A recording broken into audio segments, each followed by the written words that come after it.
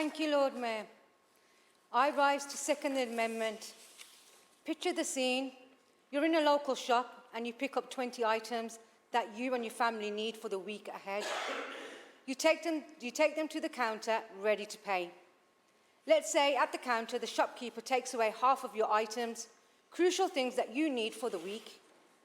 Let's say that they then charge you for the full shop, plus 10%. You ask them why, but there's no clear explanation. Quite sensibly, you would walk out of the shop. In any transaction, you give something with the understanding that you will get something worthwhile in return. The same is no different for our residents when they pay their council tax. They expect a decent quality of service in return for the money that they pay. This year, Birmingham Labour administration are likely to seek around a 10% increase in council tax in the budget. They will be asking people to pay more and yet receive less.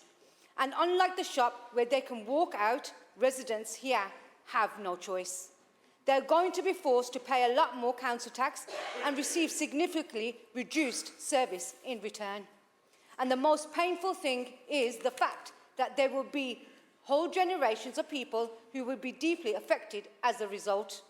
This will become known as Cllr, Birmingham's Labour's austerity, and 1 in 2 children in our city who live in poverty are the ones who serve to lose the most. Youth services, school transport, help with living costs, affordable places to meet friends such as parks, libraries, leisure centres, all these services will be impacted. These cuts are going to be severe. They are likely to impact not just this generation, but the next too. The future impact of lack of investment will be felt not only financially, and it will cost us more to fix problems caused by this in future, but also socially, in ways that are much harder to measure. People's lives will be forever altered by what is going on in the city right now. Big mistakes were made here, and they were hastily swept under the rug. When it came to checking progress, red flags were quickly stuffed down behind the sofa, out of view. The dogs didn't even bark when threats were on the doorstep. We all know this in theory, and yet we still don't know the detail of what went wrong and when. And how can you fix what you don't understand? This council needs to change faster than it has ever done before, and it needs to own up and take responsibility for errors, seeing them as springboards for change or opportunities to do things better. This council needs to be able to accurately pinpoint the milestones to this failure so this can fix them.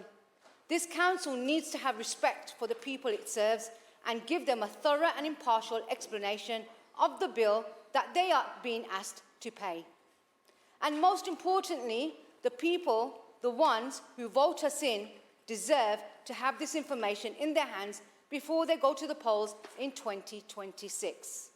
That's why I am supporting the Conservative motion and why I encourage this chamber to respect our residents and deliver the promised inquiry. Thank you very much, Lord Mayor. Thank you.